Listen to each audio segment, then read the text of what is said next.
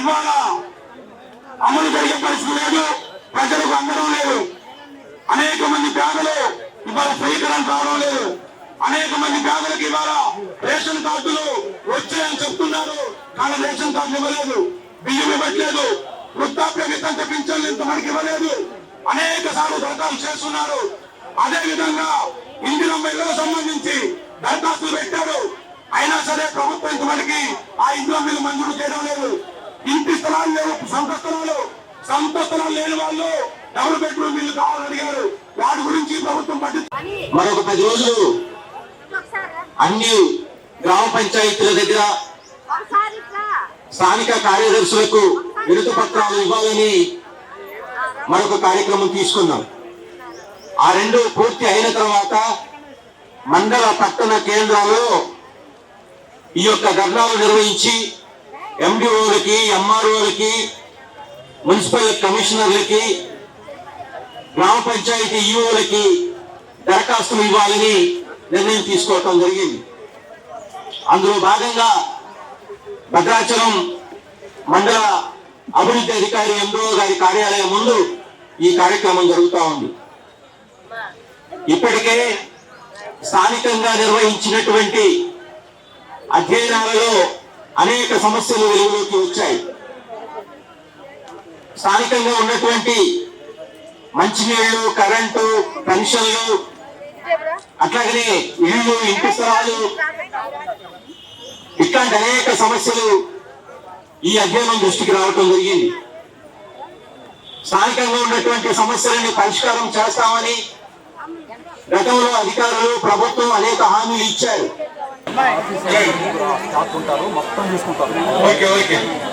NGO గారు ఈరోజు ఈ ధర్నా ప్రధాన ఉద్దేశం ఏంటంటే, ఒకటి, ప్రభుత్వం ప్రకటించినటువంటి 6 గ్యారెంటీలు అమలు కావట్లేదు సక్రమంగా. అందులో కేవలం ఉచిత బస్సు తప్ప మిగిలిన ఏవి కూడా అరకొరగా తప్ప పూర్తి స్థాయిలో. ఇందిరమ్మ మిల్లు అన్ని కూడా లంచావతారాల కింద మారిపోయినాయి. ఇందిరమ్మ మిల్లు కూడా అంత పైవికారులు డబ్బులు తీసుకొని ఇందిరమ్మ మిల్లు ఇస్తారు తప్ప నిజమైన అరువులకు అమ్మట్లేదు అనేది మా యొక్క ప్రధాన డిమాండ్. రెండోది, డబుల్ బెడ్రూమ్ అసలు స్థలం నిరుపేదలుగా ఉన్న